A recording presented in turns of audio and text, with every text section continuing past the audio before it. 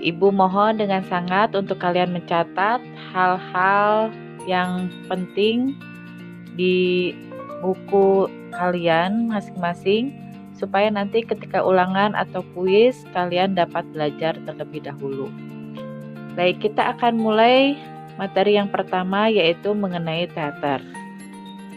Teater seperti yang kita kenal saat ini itu berasal dari zaman Yunani kuno. Pengetahuan kita tentang teater bisa dikaji melalui peninggalan arkeologi dan catatan-catatan sejarah pada zaman itu yang berasal dari lukisan dinding, dekorasi, artefak, dan hieroglif. Dari peninggalan-peninggalan itu tergambar adegan perburuan, perubahan musim, siklus hidup, dan cerita tentang persembahan kepada para dewa sekitar tahun 600 sebelum Masehi. Bangsa Yunani kuno melangsungkan upacara-upacara agama, mengadakan festival tari dan nyanyi untuk menghormati dewa Dionysius, yakni dewa anggur dan kesuburan.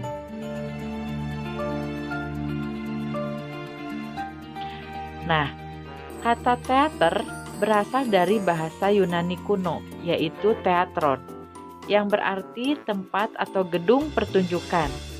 Teatron terbentuk dari kata theaomai, yang berarti melihat. Teater adalah segala jenis tontonan yang dipertunjukkan di atas pentas dan disaksikan oleh orang banyak atau audiens. Asal mula teater, waktu dan tempat pertunjukan teater yang pertama kali dimulai tidak diketahui. Adapun yang dapat diketahui hanyalah teori tentang asal mulanya teater, yaitu berasal dari upacara agama primitif. Unsur cerita ditambahkan pada upacara semacam itu, yang akhirnya berkembang menjadi pertunjukan teater. Meskipun upacara agama telah lama ditinggalkan, tapi teater ini hidup terus hingga sekarang. 2. Berasal dari himne pujian dinyanyikan bersama di depan makam seorang pahlawan. Dalam acara ini, seseorang mengisahkan riwayat hidup sang pahlawan yang lama-kelamaan diperagakan dalam bentuk teater. Ada nyanyian, ada kor yang kemudian berkembang menjadi percakapan dua orang saja dan lama-kelamaan kornya dihilangkan. Ketiga, berasal dari kegemaran manusia mendengarkan cerita. Cerita itu kemudian juga dibuat dalam bentuk teater, seperti kisah perburuan, kepahlawanan, perang, dan lain-lain. Selanjutnya, unsur-unsur teater ada sutradara, pemain, naskah, penata artistik, tim produksi, tempat pertunjukan, dan penonton. Sutradara itu orang yang memimpin atau yang mengatur suatu kelompok teater. Pemain, orang yang berperan melakukan cerita. Naskah, skrip yang dijadikan panduan pemain sebelum pentas. Selanjutnya penata artistik. Di dalam penata artistik itu ada lighting, pengatur cahaya dalam pementasan. Lalu ada tata busana, bagian kelengkapan teater yang bertugas dan memakai properti pakaian. Lalu ada tata suara, mengatur suara untuk memunculkan efek tertentu dalam pementasan.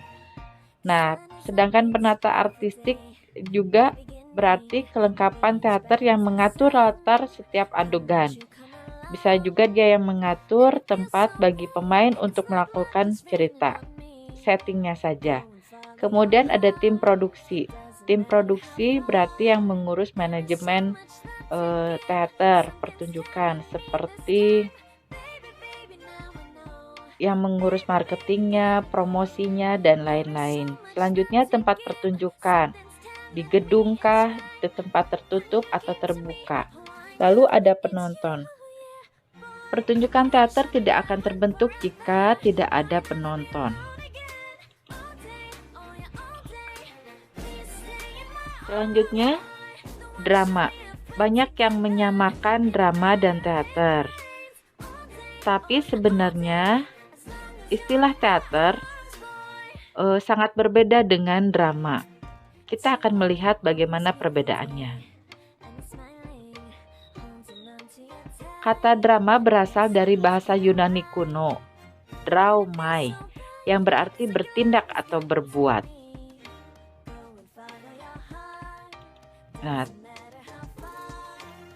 drama adalah jenis karya sastra yang menggambarkan kehidupan manusia dengan action. Drama menggambarkan realita kehidupan, watak, serta tingkah laku manusia melalui peran dan dialog yang dipentaskan.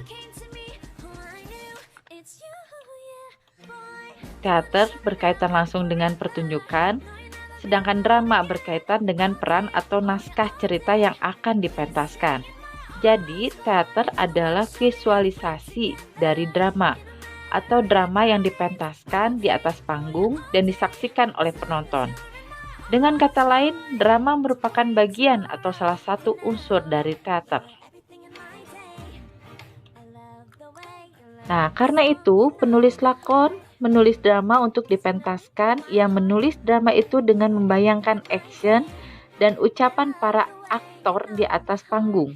Jadi ucapan dan action yang terwujud dalam dialog itu adalah bagian paling penting yang tanpa itu drama bukan benar-benar sebuah lakon.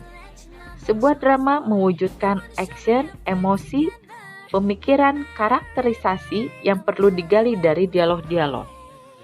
Ibu akan memberikan contoh sebuah karya sastra drama. Contohnya dari naskah Romeo dan Juliet karya William Shakespeare. Berikut ini penggalan naskahnya.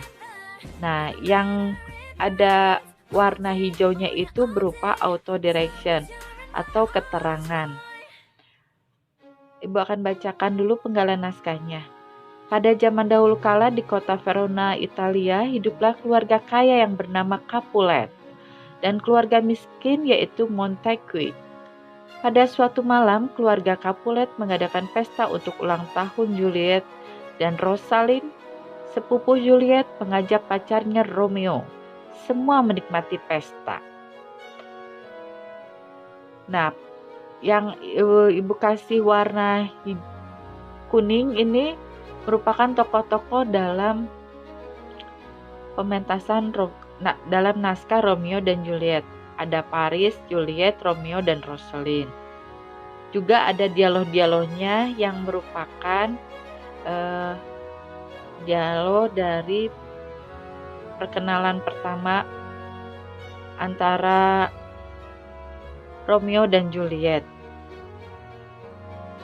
Hai Juliet, kini kau sudah berulang tahun yang ke-21. Kita sudah bertunangan, jadi aku pasti akan menikahimu. Nah, di dialog ini kita bisa melihat bahwa Juliet berumur 21 tahun. Dia sudah bertunangan dengan Paris dan Paris sangat mencintai Juliet.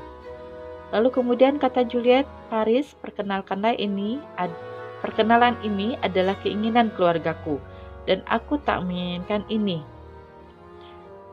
Dialog ini mengisyaratkan bahwa Juliet tidak mau atau tidak mencintai Paris. Lalu Romeo, Rosalind, apakah dia yang bernama Juliet? Rosalind, ya, dia dipaksa untuk menikah dengan Paris.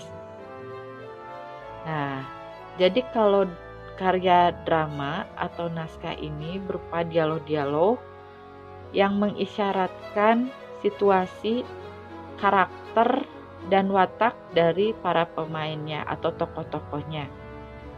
Nanti kita akan bahas lagi mengenai karya drama.